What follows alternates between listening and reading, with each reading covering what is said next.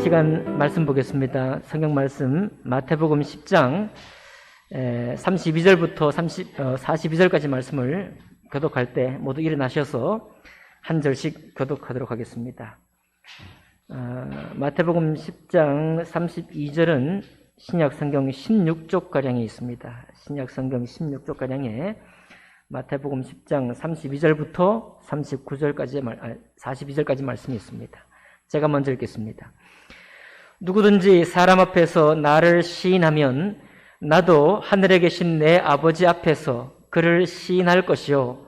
누구든지 사람 앞에서 나를 부인하면 나도 하늘에 계신 내 아버지 앞에서 그를 부인하리라. 내가 세상에 화평을 주러 온 줄로 생각하지 말라. 화평이 아니요 검을 주러 왔노라. 내가 온 것은 사람이 그 아버지와 딸이 어머니와 며느리가 시어머니와 돌아가게 하려 함이니 사람의 원수가 자기 집안 식구리라. 아버지나 어머니를 나보다 더 사랑하는 자는 내게 합당하지 아니하고 아들이나 딸을 나보다 더 사랑하는 자도 내게 합당하지 아니하며 또 자기 십자가를 지고 나를 따르지 않는 자도 내게 합당하지 아니하리라. 자기 목숨을 얻은 자는 잃을 것이요 나를 위하여 자기 목숨을 잃은 자는 얻으리라. 너희를 영접하는 자는 나를 영접하는 것이요 나를 영접하는 자는 나를 보내신 이를 영접하는 것이니라. 선지자의 이름으로 선지자를 영접하는 자는 선지자의 상 받을 것이요 의인의 이름으로 의인을 영접하는 자는 의인의 상을 받으리라. 함께 읽습니다. 또 누구든지 제자의 이름으로 이 작은 자 중 하나에게 냉수 한 그릇이라도 주는 자는 내가 진실로 너희에게 이르노니 그 사람이 결단코 상을 잃지 아니하리라 하시니라. 아멘. 말씀과 예배를 위해 기도하겠습니다. 살아계신 하나님 아버지, 오늘 저희들이 하나님의 말씀을 봉독해 올려드렸습니다. 하나님, 저희들이 말씀을 읽은 대로 그 말씀을 우리의 심령 속에, 우리의 영혼 속에 심어주시고 그 심은 바의 말씀이 아름다운 꽃으로 열매를 맺을 수 있도록 축복하여 주옵소서.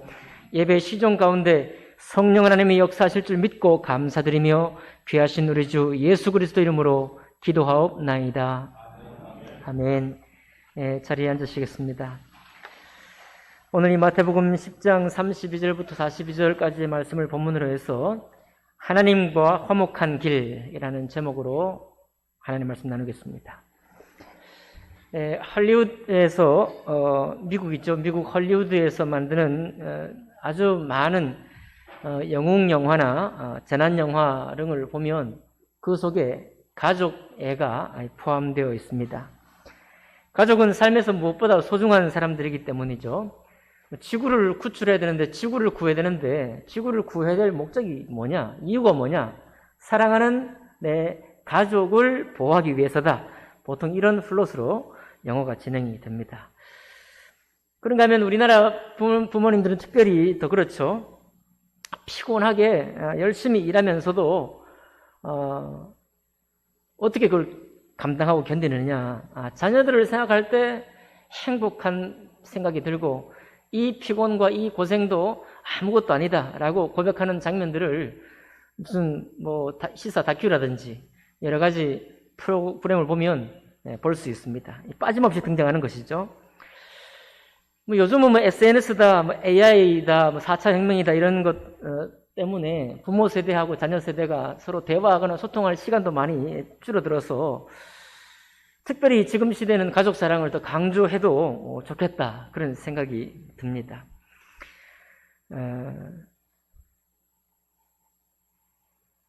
그런데 이렇게 소중하고 우리의 피곤도 싹 씻어줄 만한 그런 가족 사랑인데도 도리어 사랑하는 가족 때문에 힘들어하는 경우가 또 많이 있습니다.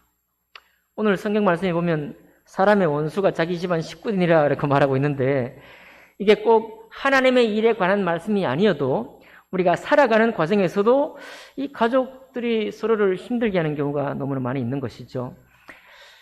저희가 운동을 하면서 다락방에서 교제를 했는데 우리 목사님들이 이런 얘기를 했습니다. 저희 목사님들, 일산에 있는 목사님들 특별히 가운데는 입양을 한 목사님도 계시고 부모님과 함께 사는 목사님도 계십니다. 그러다 보니까 어떤 이제 연세가 좀 되신 목사님이 이런 얘기를 하더라고요. 우리가 다른 남의 삶에 대해서 여러 가지 말을 할 수 있지만 이런 두 경우에는 아무 말도 해서는 안 된다. 그 두 경우가 어떤 경우가 하면 내가 낳은 자식이 아닌데도 입양을 해서 기르는 경우에, 그게 뭐 최근에 문제가 많이 되고 있지만 학대라든지 이런 이상한 일이 아닌 경우에는 그 입양해서 키우는 과정이 굉장히 쉽지 않은 과정이기 때문에 입양해서 가족을 이룬 그 사람들의 삶에 대해서 이러쿵 저러쿵 해서는 안 된다, 이렇게 얘기를 하고 있고, 또 이제 하나가 있는데 여러분 다 짐작하시는 바처럼 시부모와 함께 사는 며느리다, 이런 분들에 대해서는 그분이 어떻게 보이거나 어떤 이야기가 주위에 나돈다고 할지라도 한 말도 해서는 안 된다. 안 해보면 모른다. 안 살아보면 모른다. 그렇기 때문에 그 사람에 대해서 어떤 모습이든지 평가하거나 비평해서는 안 된다 라고 우리 서로 인정하자, 이렇게 얘기를 나누었습니다. 그러면서 한 분 목사님이 그런 과정을 겪고서 짤막하게 이런 얘기를 하더라고요. 부모님과 같이 살면 불효자가 됩니다. 본인이 겪은 거예요. 같이 살면 무조건 불효자가 됩니다, 이렇게 얘기를 하더라고요. 우리 이 송포성도침례교회는 정말 대단한 분들이 많이 계십니다. 우리가 살아가다 보면 같이 살지 않아도 불효자가 됩니다 라고 고백할 때도 우리에게 있을 줄 압니다. 왜 이럴까? 이렇게 소중하고 귀중한 가족인데 피곤한 일을 피곤하지 않게 만드는 것도 가족 사랑 때문인데 도리어 사랑하기 때문에 힘겨운 일들이 있는 거예요. 우리 노래들도 많이 그런 일이 있죠. 사랑하기 때문에 힘겹고, 사랑하기 때문에 아프고, 사랑하기 때문에 서로 얽매여 있는데, 서로 얽매여 있다 보니까 실망도 크고 분노도 크다 이거예요. 오늘 말씀과 조금 더 가까워지게 적용해 보면, 기껏 공부시켜 놓았더니 엉뚱한 일에 빠졌다 이렇게 되면 그동안 채소 팔고 아침 일찍부터 농사 짓고 해가지고 기껏 공부시켜 놓았더니 엉뚱한 일에 빠져버렸다 이거예요. 그러면 부모 입장에서 얼마나 허탈하겠습니까? 그렇죠? 믿지 않는 가정에서는 신학교 간다 이렇게 하면 허탈한 거예요. 허탈합니다. 내가 너 그렇게 되라고 공부시켜놓은 줄 아냐? 못 먹을 거 못 먹어가면서 그렇게 되라고 한 줄 아냐? 이러면서 마치 큰일 난 것처럼 아주 얼굴을 안 볼 거라고 이렇게 얘기할 수도 있죠. 자, 하나님 일에 헌신된 사람들은 그런 순간을 겪게 됩니다. 그러나 여러분, 헌신된 일꾼들은 짧아요. 그렇게 겪는 시간이 짧습니다. 우리 성도님들은 길게 느껴요. 길게. 어떤 거냐? 내가 평소에 교회를 섬기거나 하나님 말씀을 받아 섬기다가 좀 더 새로운 걸 섬기고 그 전에 섬기지 않았던 걸 섬기려고 하면 제동이 걸리는 거예요. 가족들도 이상하게 생각하고 나도 좀 이상하고 그렇습니다.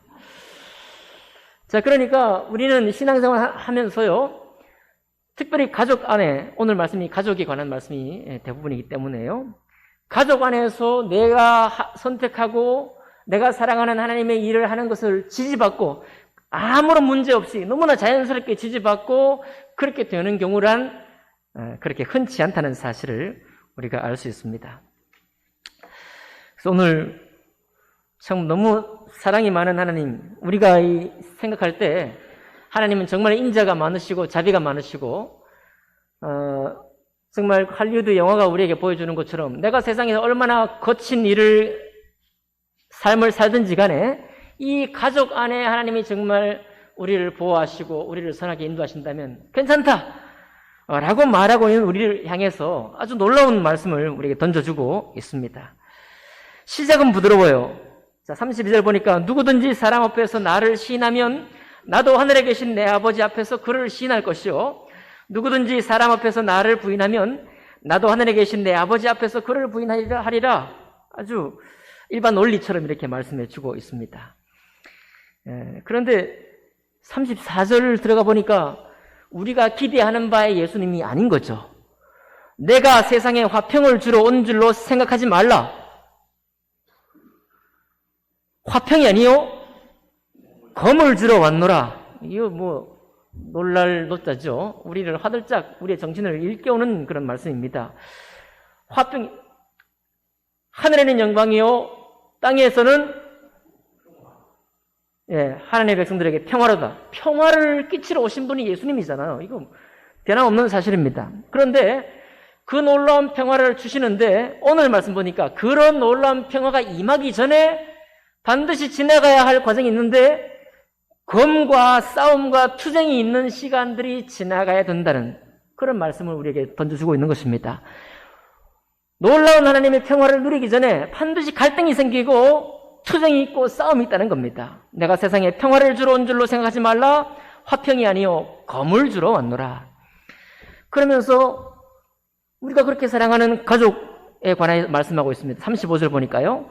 내가 온 것은 사람이 그 아버지와 불화하게 하고 딸이 어머니와 불화하게 하고 며느리가 시어머니와 불화하게 하려 함이니라. 얼마나 이 불화가 심한지 사람의 원수가 자기 집안 식구리라 라고 말하고 있습니다. 오늘 예배하고 계신 영상으로 가정에 예배하고 오신 분이나 오늘 이 예배당에서 예배하고 오는 우리 모두는 다 정상적이고 온전한 정신을 가지고 있는 분들입니다. 맞죠?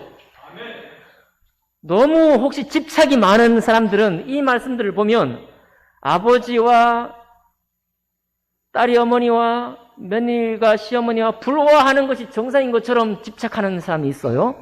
우리는 그런 사람 아니죠? 우리는 부모에 관해서도 10계명의 주님이 뭐라고 말씀했습니까? 제5계명을 말씀하시기를 내 부모를 공경하라. 그리하면 이 땅에서 수를 누릴 것이다. 라는 계명이 있을 정도로 부모님을 공경하는 것, 가족 간에 서로 사랑하는 것은 아주 귀한 그런 하나님의 뜻입니다. 그런데도 불구하고 오늘 이 말씀이 자식이 아버지와 딸이 어머니와 며느리가 시어머니와 불화하게 된다. 아니, 불화하게 만들기 위해서 내가 왔다. 이런 식으로 주님이 표현하고 있는 것입니다. 이 말씀은 우리의 평상시의 생각, 그런 감정과 너무나 거스리는 말씀입니다.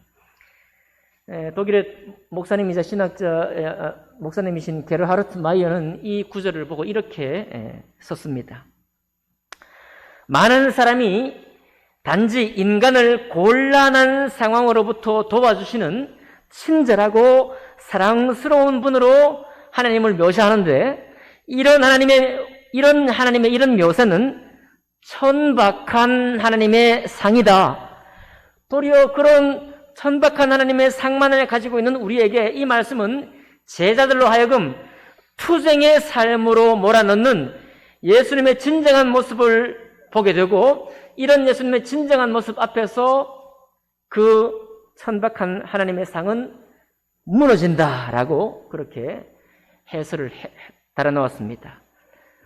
이게 이 해설이 길어서 제가 한 문장을 한번 읽어드리겠습니다. 많은 사람이 단지 인간을 곤란으로부터 도와주시는 친절하고 사랑스러운 분으로 묘사하는 천박한 하나님의 상은 제자를 투쟁의 삶으로 몰아넣는 예수님의 진정한 모습 앞에서 무너진다라고 말씀하고 있습니다. 과연 그럴까요? 과연 꼭 그렇게 되어야 하겠습니까? 예, 맞습니다. 오늘 여기에 믿음의 가정들이 여기에 와 계십니다. 합심가정으로 다 온 가족이 예수 믿지 않지만 예수 믿는 분도 계시고 그렇지 않은 분도 계시죠. 그렇지 않은 분들은 지금도 때로는 핀잔을 듣기도 하고 내가 교회를 향해서 하나님을 향해서 어떤 헌신과 도전을 하려고 할 때 브레이크를 걸려고 합니다. 그러나 뭐 원수까지야 되겠습니까? 그런데 주님이 36절에 사람의 원수가 자기 집안 식구리라라고까지 말하고 있어요. 이거 왜 이렇게까지 세게 말씀하실까요, 주님이? 우리가 지금 교회를 섬기고 하나님을 섬기고 있는 어떤 모습이 있습니다. 그런데 원수까지 된다는 이 말씀은 뭐냐면 하나님이 우리를 불러 주님의 뜻을 이루고자 할 때 그 말씀의 부르심이 정말 원수가 되고도 남을 만큼의 부르심으로 우리를 부르신다는 사실이에요.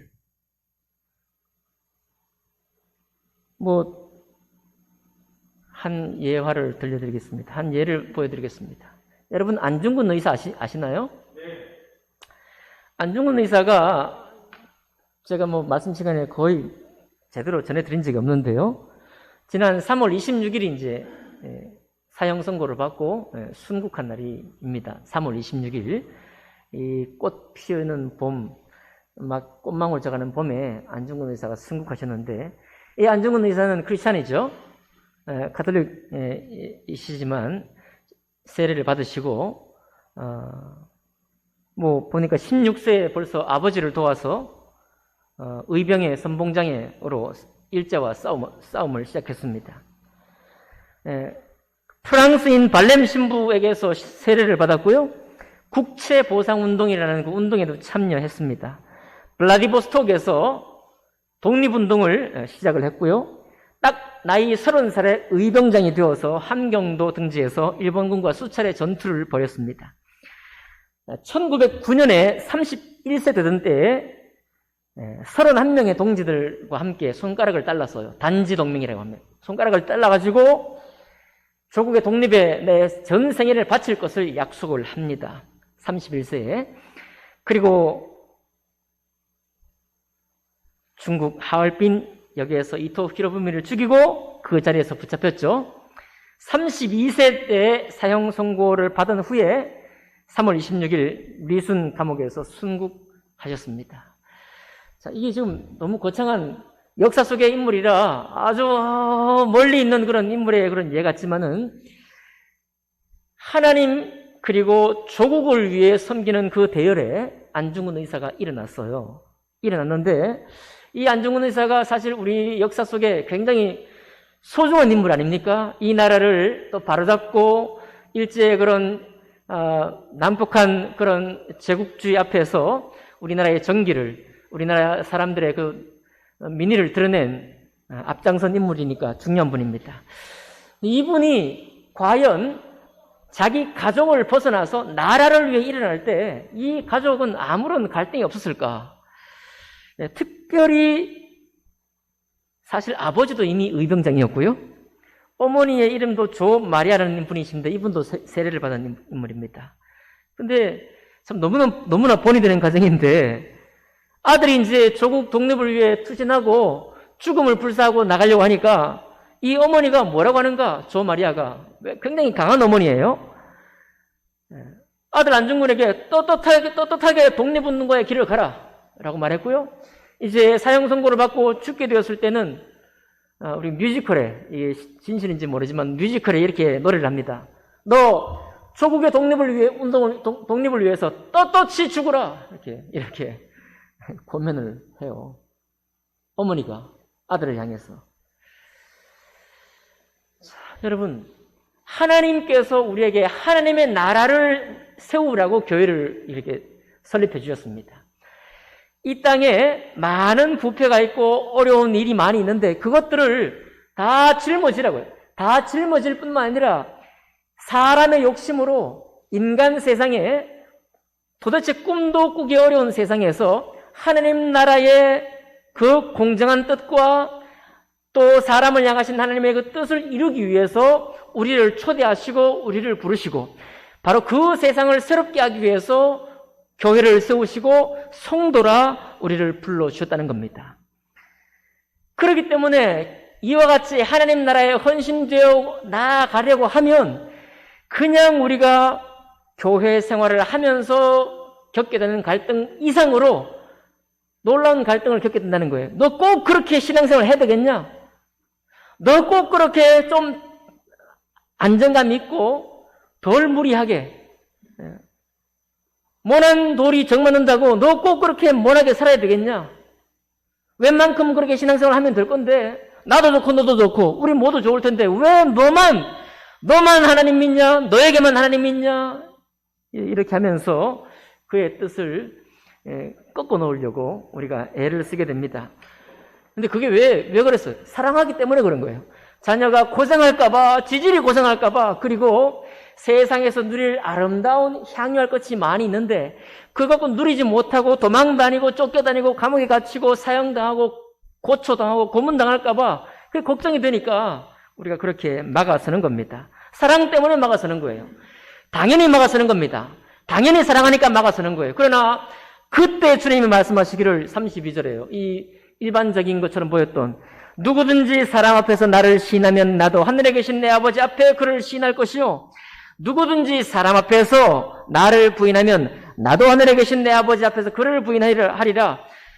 사람 앞에서라고 분명히 말하고 있죠. 나를 부인하면 그를 내가 부인하겠다라고 말하고 있는데 여기 이 사람이 누구냐? 그 사람이 가장 우리 마음을 힘들게 하고 가장 아프게 하는 바로 가족이라 이 말이에요. 가족. 자식을 아버지가 뜯어말리고 어머니가 딸을 뜯어말리고 딸이 어머니를 뜯어말리고 며느리가 시어머니를 뜯어말리고 시어머니가 며느리를 뜯어말리고 뭐 하는데 더 하나님의 나라를 위해서 더 힘써 살려고 하는데 서로가 서로를 그렇게 하지 못하도록 만든다는 거예요. 이유가 뭡니까? 사랑하기 때문에, 가족을 사랑하기 때문에 그런 거예요. 이 말씀은 뭡니까? 가족이 이 땅에서 사랑할 수 있는 가장 아름다운 최소한의 공동체요, 가장 귀한 공동체요, 하나님이 세우신 공동체인데 그 가족을 사랑한다는 이유만으로 하나님 나라를 거절하거나 주님 말씀을 따르기를 갈등을 하게 된다면 내가 어찌 너를 신할 수 있겠느냐라고 주님이 반문하고 계신 겁니다. 그런 과정에서 사람의 원수가 집안의 식구다라고 하는 말씀이 나오는 것입니다. 자, 안중근 뮤지컬에요, 노래가 장부가라는 노래가 나와요. 장부, 대장부라면 이런 얘기입니다. 가사를 좀 읽어드리겠습니다. 하늘에 맹세한 장부의 큰 뜻, 내게 남겨진 마지막 시간, 내가 걷던 이 길 끝까지 가면 이룰 수 있나 장부의 뜻. 하지만 나는 왜 머뭇거리나? 하느님 앞에서 무엇이 두렵나? 장부의 길을 맹세했는데 왜 이리 두려울까? 뛰는 내 심장 소리 들리지 않을까? 두려운 나의 숨소리 저들이 듣지는 않을까? 하지만 두려운 마음마저 잊게 해주는 고마운 이 햇살, 따뜻한 이 바람, 하늘에 맹세한 장부의 큰 뜻, 내게 남겨진 마지막 시간, 내가 걷던 이 길 끝까지 가면 이룰 수 있나 장부의 뜻. 예, 반복이 되면서요, 마지막 가사는 이렇습니다. 하늘이시여 도와주소서 우리 뜻 이루도록, 하늘이시여 도와주소서 우리 뜻 이루도록, 하늘이시여 도와주소서 우리 뜻 이루도록, 장부의 뜻 이루도록.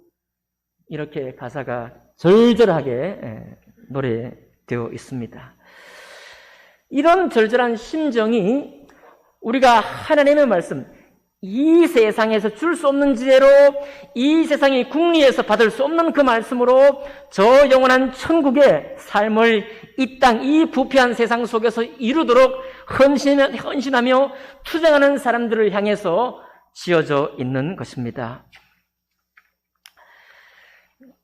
여러분, 우리 사실 코로나 시대일 뿐만 아니라 교회 생활을 통해서 그리고 이 땅의 모든 삶을, 역사 속에 흘러온 삶을 바라보면서 우리가 역사를 짊어지고 시대를 짊어진다는 것, 교회를 짊어진다는 것, 하나님 말씀을 책임진다는 것, 쉬운 일이 아니라는 것을 알 수 있습니다. 왜 쉬운 일이 아닌가? 가장 중요한 것은 하나님을 향한 신뢰가 거기에서 잘 생기지 않기 때문에 그렇습니다. 여러분, 교회는요, 이스라엘의 역사를 통해 보면 왜 교회가 이렇게 잘못되기도 하고 잘되기도 하고 이런 것을 반복할 수밖에 없는지 알 수 있습니다. 교회사를 통해서 봐도 교회는 항상 위태로웠습니다. 부패는 늘상 일상적이었고요, 종교 지도자는 앞장서서 부패하고도 부패를 깨닫지도 못했습니다. 이스라엘의 역사를 통해서 보면 왕들이 항상 하나님을 배반했고 다시 하나님을 회복하고 또 배반하고 회복하고 하는 일을 반복해요. 여러분, 믿으시기 바랍니다. 세상이 어떻게 악 가운데 있을지라도 하나님은 처음부터 그것을 우리에게 이미 보여주고 있었고요, 교회사를 통해서도 우리에게 항상 말씀해왔고, 오늘날 여러분과 제가 살고 있는 이 교회, 지금 우리가 신앙생활을 하고 있는 이 교회를 통해서 볼 때도 그것이 늘 있다는 사실을 기억하시기를 바랍니다. 근데 여러분, 그것 때문에 하나님이 하나님의 역사를 멈추셨을까요? 하나님이 이스라엘 역사를 기록하기를 피하셨을까요? 이제 교회를 피하시기를 원하실까요? 그렇지 않습니다. 하나님은 멈추지 않으셨어요. 많이 부패한다고 할지라도 죄를 뒤집어 쓰면서 자기들의 지은 죄를 회개하기 원했고, 또 그렇게 믿음에서 떠난 사람들을 향해서 분노했고, 그리고 다시 새롭게 하고자 종교개혁을 반복해서 해왔던 것을 우리는 보게 됩니다. 그게 바로 이스라엘의 역사고 교회 역사고 오늘 우리가 살고 있는 이 시대의 교회 역사예요. 그러므로 여러분, 사람이 어떠하다, 교회가 어떠하다, 그런 일로 우리가 충격받거나 아니면 하나님을 향한 말씀이 뒤로 물러날 하등의 이유가 없습니다. 하나님은 멈추지 않아요. 하나님은 계속 우리를 새롭게 하고 계시는 분이시기 때문에 그렇습니다. 여러분, 오늘 가족 얘기 나왔는데요. 히스기야 왕 아시죠? 히스기야 왕의 아버지가 누구냐면 아하스 왕이에요. 이 아하스 왕은 아주 하나님을 믿지 않는 사람입니다. 얼마나 믿지 않았던지 우상들을 섬기고 우상신전을 세우고 그랬어요. 심지어 정말로 이분이 하나님을 믿지 않았다는 증거가 뭐냐면 자녀를 불 가운데 지나가게 했습니다. 하나님이 정말 미워한다고 했던, 가나안 땅에 들어가기 전부터 미워한다고 했던 불 가운데 지나가는 가나안 이방인의 그런 문화를 이 이스라엘의 왕이 되어가지고, 유다의 왕이 되어가지고 자기가 앞장서서 그 일을 한 거예요. 그분이 바로 히스기야 왕의 아버지인 거예요. 여러분, 우리가 상식적으로 생각해보면 아버지가 그렇게 사는데 아들이 제대로 설 수 있을까요? 쉽진 않겠죠? 그런데 히스기야 왕은요, 아버지는 믿음 안에 살지 않았지만 자기는 정말 하나님을 향한 믿음이 있어서 아버지 때 했던 모든 악을 다시 돌려놓았습니다. 선교개혁을 했고 아세라상을 찍어 없애고 모두 우상들을 철폐하는 그런 일을 했던 거예요. 만약 아버지가 버젓이 살아계시고 히스기야 왕이, 아들이 왕이 되었을 때 그런 일을 본다면 아버지가 화가 나겠죠. 그렇잖아요. 자기 업적을 다 무시하는 거예요. 자기 업적, 자기가 그동안 만들어왔던 모든 문화를 다 폐지해버리는 거니까 갈등이 심각하게 일어날 것입니다. 지금 드린 예는 아버지는 신앙이 없는데 자녀가 신앙이 있는 경우예요. 두 번째 예를 들어드리겠습니다. 사무엘상에 보면 사무엘 선지자의 가족이 나옵니다. 사무엘의 두 아들은 요엘과 아비야예요. 여러분, 사무엘 선지자는 이스라엘의 거의 기록하는 선지자 중에 최초의 선지자요, 선지자의 원류요, 가장 탁월한 선지자입니다. 사무엘 선지자가요. 그렇죠? 근데 사무엘의 두 아들 요엘과 아비야는 얼마나 패역한지, 아버지는 그렇게 신실한데 아들이 이번에는 패역한 거예요. 얼마나 패역한지 뇌물을 받고 송사하러 오는 사람의 재판을 굽게 하고, 많이 주면 많은 사람을 유리하게 해주고 적게 주면 적게 사람을 패배하게 하는 그런 악행을 저질렀습니다. 한 피를 물려받은 거예요. 아버지에게서 난 자녀들입니다. 그런데 아버지의 신앙을 물려받지를 못했어요. 이 말은 무엇을 말해주나요? 여러분, 우리의 신앙은 가족이 아무리 똘똘 뭉친다고 해도 우리의 신앙은, 나의 신앙은 각자인 것입니다. 누구든지 사람 앞에서요. 아버지도 사람 앞에서, 아들도 사람 앞에서, 딸도 사람 앞에서, 며느리도 사람 앞에서, 사위도 사람 앞에서, 할아버지 할머니도 사람 앞에서 누구든지 시인하면 하나님이 시인하고 동행하지만 누구든지 부인하면 하나님도 너를 부인할 것이다 라고 말씀해 주고 있습니다. 별로 본이 안 되는 두 가정을 예를 들었습니다. 이제 그래도 우리 마음을 편안하게 해줄 본이 되는 가정을 소개해 드립니다. 아브라함과 이삭과 야곱의 가정이에요. 여러 가지 사건들이 많고 못마땅한 인간적인 모습이 많이 있었지만, 그러나 하나님께서는 아브라함의 하나님, 이삭의 하나님, 야곱의 하나님이라고 대놓고 부르셨습니다. 왜냐하면 저들 중심에는 아무리 실수도 하고 실패도 했지만 저들 중심에는 하나님을 경외하는 것만큼은 확실했기 때문이에요. 아브라함도 하나님을 경외했고 이삭도 하나님을 경외했고 야곱도 하나님을 경외했던 것입니다. 이것이 그냥 가족 안에 자연스럽게 이루어지지 않는다는 것을 여러분 기억하시기 바랍니다.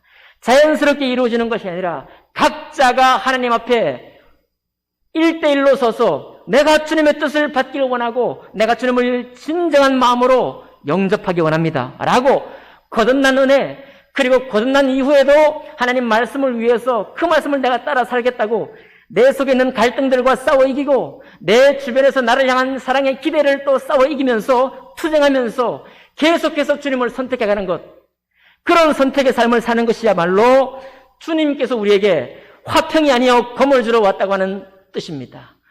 그런 과정이, 그런 싸움의 과정이 통해서 우리가 이겨낼 때 우리 마음에 주님께로부터 오는 평화가 오는 거예요. 내가 정말 주님과 동행한다는 사실 때문에 너무나 기쁘다. 그런 평화가 오는 것입니다.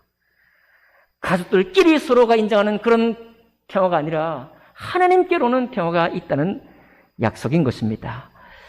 37절 38절에 콕 집어서 말하고 있죠. 아버지나 어머니를 나보다 더 사랑하는 자는 내게 합당하지 아니하고 아들이나 딸을 나보다 더 사랑하는 자도 내게 합당하지 아니하며.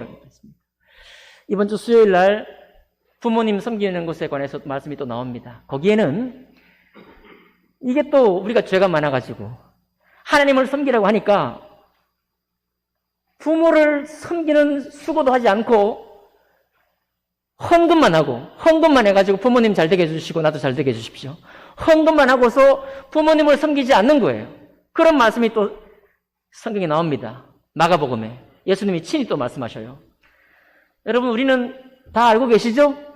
우리가 정말로 마음을 다해서 섬길 분을 섬기고 또 가족을 사랑할 것을 사랑해야 한다는 것을 알고 있습니다. 당연히 마땅한 것입니다. 그러나 하나님의 부르심, 하나님 말씀을 향해서 내가 응답하기 원해야 하고 내가 응답하기 원할 때 그때조차 사랑을 이유로, 가족 사랑을 이유로 그것을 미루거나 갈등하게 되고 포기하게 된다면 그것은 아니다 라고 말하고 있습니다. 나보다 더 사랑하지 말라. 하나님을 사랑할 때만이 온전히 하늘의 평화가 우리 속에 온다 라고 말씀하고 있습니다. 38절 볼까요? 또 자기 십자가를 지고 나를 따르지 않는 자도 내게 합당하지 아니하니라. 여기 자기 십자가 나옵니다. 지난주 우리 주일날 보았죠? 미움당하는 십자가, 무한당하는 십자가, 목숨을 위협받는 그런 십자가를 지고 이 하나님의 살아있는 말씀을 따르라. 어디까지요? 39절, 자기 목숨을 얻는 자는 잃을 것이요 나를 위하여 자기 목숨을 잃는 자는 뭐하리라? 아니, 목숨이 보장돼야 신앙생활도 하는 건데 오늘 주님이 어디까지 우리를 끝까지 밀어붙이고 있습니다. 나를 위하여, 하나님 말씀을 위하여 목숨을 잃어버려라 이런 얘기예요. 목숨을 잃어버리기까지 하나님의 뜻을 위하라. 그럴 때에 바로 그 사람이 영생을 얻는다, 영원한 생명을 얻는다, 이 땅에 놀라운 하늘의 평화를 누린다라는 약속인 것입니다. 지난주에도 말씀드렸지만 목숨으로 우리를 위협할 때 가장 힘들어요. 목숨으로 우리를 위협할 때, 견제할 때 가장 힘듭니다. 그런데 주님은 그것을 뚫고 나가는 거예요. 자기 목숨을 얻는 자는 잃을 것이요 나를 위하여 자기 목숨을 잃는 자는 얻으리라. 이 어마어마한 말씀을 한 말이 우리에게 익숙한 말씀으로 정리하기를 40절에 정리하고 있잖아요. 너희를 영접하는 자는 나를 영접하는 것이요 나를 영접하는 자는 나를 보내신 이를 영접하는 것이니라. 여러분, 영접은 기쁨으로 받아들인다는 말씀입니다. 아멘입니까? 아멘. 기쁨으로 받아들여요. 물론 여러분과 제가 주님을 영접할 때, 예수 그리스도를 입으로 신할 때 이 모든 싸움을 다 끝내고 신한 건 아닙니다. 내가 시작하겠노라. 내가 죄인됨을 고백하고 이제는 예수 그리스도를 나의 인생의 주로 섬기기를 원하노라 하고 영접했습니다. 맞죠? 네. 그렇게 영접했는데 이제 이 영접의 새로운 뜻을 우리에게 보여주는 거예요. 이 영접에 우리의 신앙생활 내내 종신토록 일평생 동안 주님을 영접할 새로운 개념을 우리에게 보여주는데, 나를 영접하는 자는 나를 보내신 이를 영접하는 것이니라. 곧 사랑하는 가족의 부르심보다, 목숨의 위협보다 더욱더 기쁜 마음으로 우리 주 예수 그리스도와 하나님의 말씀을 기쁘게 받으라. 기쁘게 내 삶 속에 받아들이라. 그런 얘기입니다. 이것이 바로 나를 영접하는 자는 나를 보내신 이를 영접하는 것이니라 하는 말씀의 뜻인 것입니다. 선지자의 이름으로 선지자를 영접하는 자는 선지자의 상을 받을 것이요, 의인의 이름으로 의인을 영접하는 자는 의인의 상을 받을 것이요, 나의 이 말씀과 나의 삶을 기쁨으로 내 삶 속에 영접하는 사람은 나도 그를 영접할 뿐만 아니라 그가 바로 하나님 아버지를 직접 영접하는 것과 같다라고 선언하고 계신 것입니다. 여러분, 오늘 이 말씀은 쉬운 말씀 아닙니다. 결코 쉬운 말씀 아닙니다. 그러나 우리 주님은 주저하지 않고 말씀하셨어요. 우리가 힘겨워하고 어려워할 거라는 것을 아시면서도 주님은 곧장 직언해서 말씀하고 있고 우리의 마음을 관통해서 말씀하고 있는 것입니다. 자기 목숨을 얻는 자는 잃을 것이요, 나를 위하여 자기 목숨을 잃는 자는 얻으리라. 여기 한번 오버랩 시켜보십시오. 안중근의 삶과 우리의 생애를 같이 맞붙여 봅시다. 우리는 지금 일제 치하도 아니고 남의 나라에 지배도 받지 않고 우리가 독립운동할 일은 없습니다.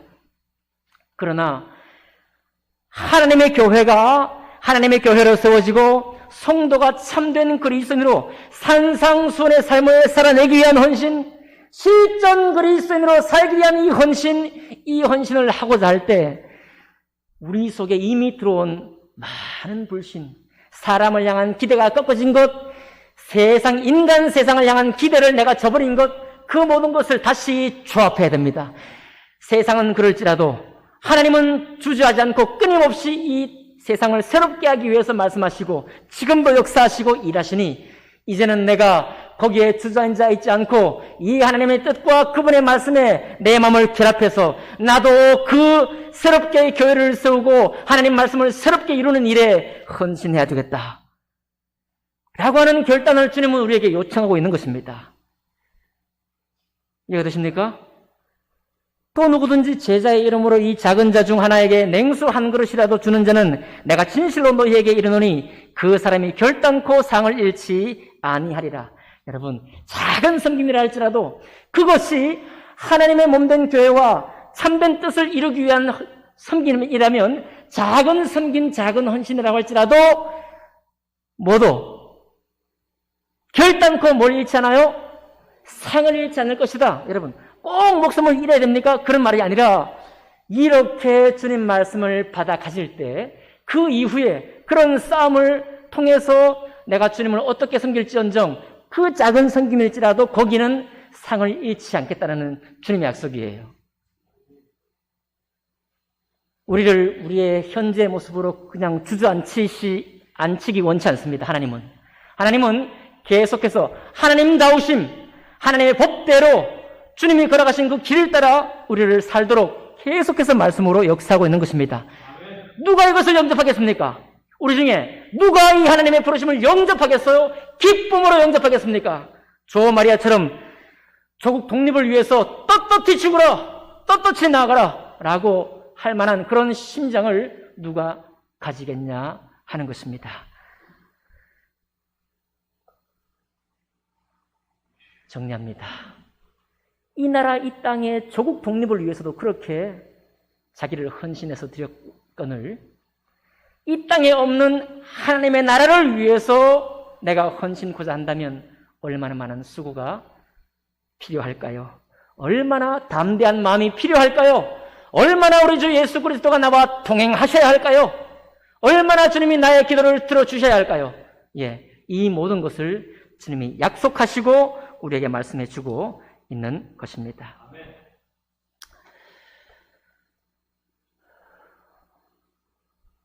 이스라엘에요, 성전이 있고 제단뿔이 있는데 제단뿔을 잡으면 모든 죄가 용서된다고 했습니다. 제단뿔은, 왜냐하면 제단은 뭐 하는 곳이에요? 재물을 거기 태워서 속죄하는 곳이 제단이기 때문에 이스라엘 문화가 내려오면서 관습적으로 제단뿔을 잡으면 용서가 된다라는 그런 전통이 있습니다. 그래서 누가 그 제단뿔을 잡았는가 하면 솔로몬의 형이었던 아도니아가 제단뿔을 한번 잡았고요. 그리고 다윗 시대 때는 잘 있었지만 솔로몬 시대 때 반역에 가담한 요압 장군도 제단뿔을 잡았습니다. 제단불이 용서가 되느냐? 죄가 있으면 용서가 안 돼요. 결국 아도니아도 죽임을 당하게 되었고, 누구도, 요압 장군도 제단불을 잡았지만 용서되지 못했습니다.